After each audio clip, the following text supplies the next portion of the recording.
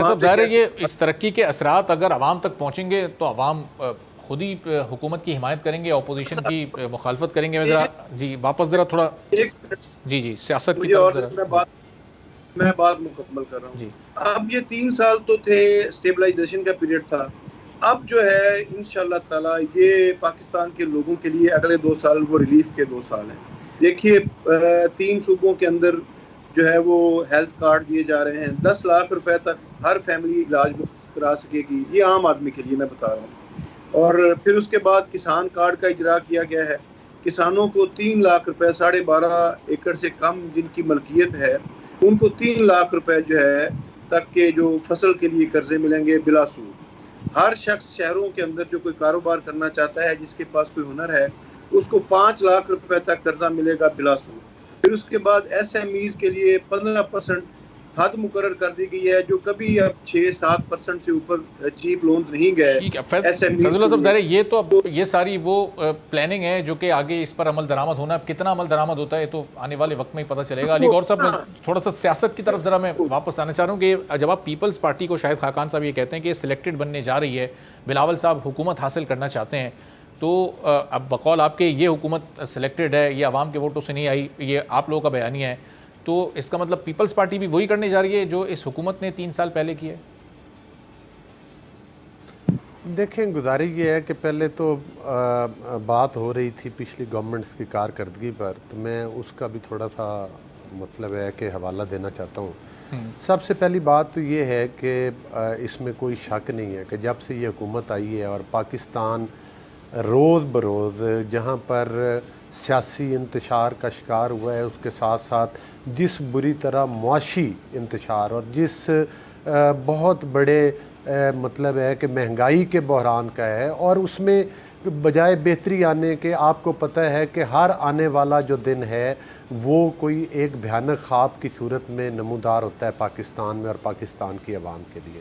اور اس کی سب سے بڑی وجہ یہ ہے کہ یہ مطلب ہے کہ الیکٹڈ لوگ نہیں ہیں، یہ وہ نمائندے نہیں ہیں جو عوام کا مینڈیٹ لے کر آئے، یہ عوام کا مینڈیٹ چرا کر آئے. اور یہ بات صرف میں نہیں کرتا، یہ سپریم کورٹ آف پاکستان نے اپنے فیصلوں میں کی. ڈسکا کے الیکشن میں جو الیکشن کمیشن اور سپریم کورٹ نے فیصلے دیے اور عمران خان نیازی صاحب کو جو ہے ووٹ چور کا سرٹیفکیٹ جاری کیا، وہ صرف نون لیگ نے نہیں یا اپوزیشن پارٹیز نے نہیں کیا، وہ سپریم کورٹ آف پاکستان اور الیکشن کمیشن آف پاکستان نے کیا. اب 2023 کا یہ الیکشن ایک وہ الیکٹرک مشین کے ذریعے چرانے کی پلاننگ کر رہے ہیں اور ان کو بڑی ہے. بھائی آپ اپنی کارکردگی پر دھیان دیں. آپ کے لوٹ مار کے یہ حالات ہیں کہ آپ نے پاکستان کی عوام کی ادویات کے اوپر ڈاکہ ڈالا نیب کے ذریعے، چونکہ نیب کی چھتری آپ کو شیلٹر مہیا کرتی ہے کہ آپ پاکستان کے خزانے کو اربوں روپے کو بے دردی کے ساتھ لوٹیں اور آپ سے کوئی پوچھنے والا بھی نہ ہو. جو اپوزیشن کے لوگ آپ کی کرپشن کی نشاندہی کریں، آپ ان کو پابند سلاسل کریں، جھوٹے مقدمات بنائیں اور ان کی زبانیں جو ہیں وہ مطلب ہے کہ وہ حوالات اور جیلوں کی سلاخوں کے ذریعے بند کریں. آپ نے ادویات پر ڈاکہ ڈالا اربوں روپے کا، آپ کی کوئی اکاؤنٹیبلٹی نہیں ہوئی. آپ نے آٹا اور چینی چوری کی اربوں روپے پاکستان کے خزانے کی، آپ کی کوئی اکاؤنٹیبلٹی نہیں ہوئی، بلکہ آپ نے اپنے ہی ایک سینیٹر کو منصف بنا کے این آر او دے دیا ترین صاحب کو اپنا بجٹ پاس کروانے کے لیے.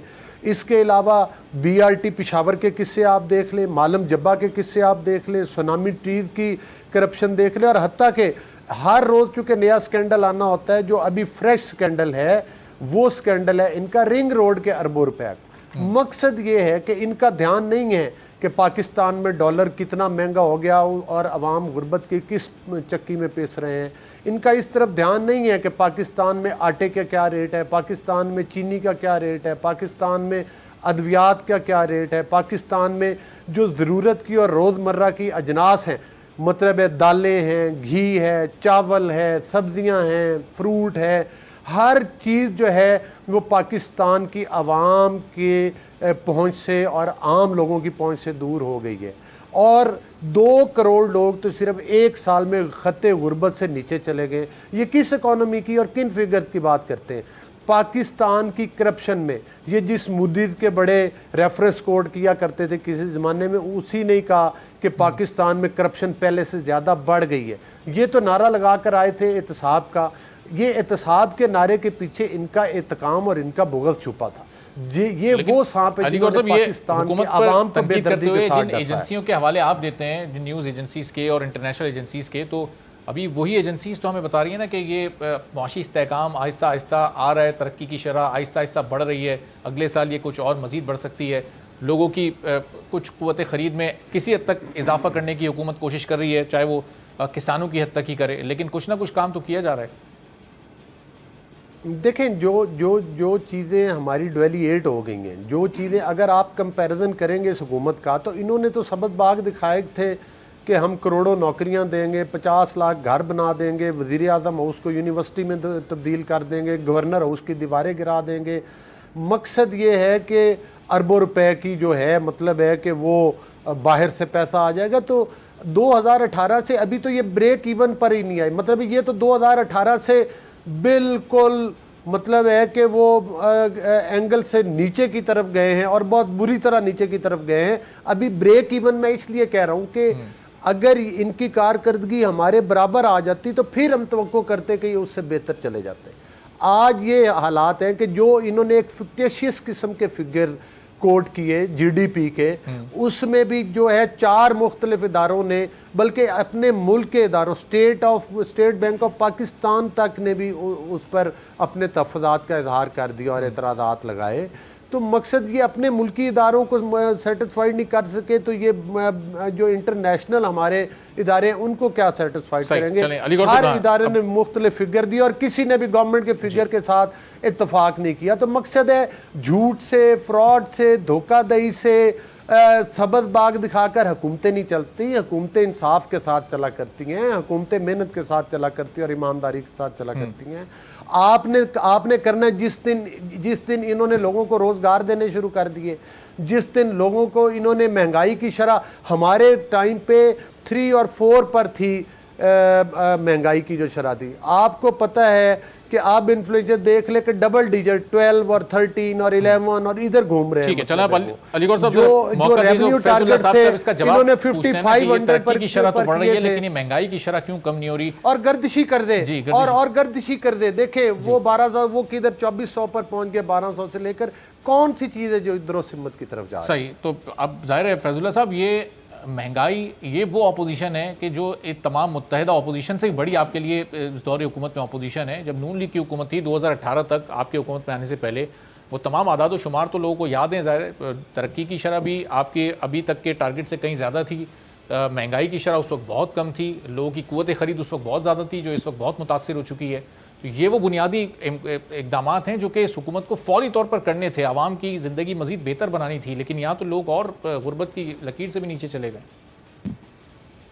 دیکھیے, ایک تو میں گزارش کرنا چاہوں گا, دلیل کے ساتھ بات کروں گا. ایسے یعنی ایک ٹیپ نہیں چلے گی کہ جو ایک رٹی رٹائی بات ہے وہ نہیں کروں گا, دلیل کے ساتھ بات کروں گا. پاکستان کے ساتھ ہمارا ہمسایہ ملک انڈیا ہے.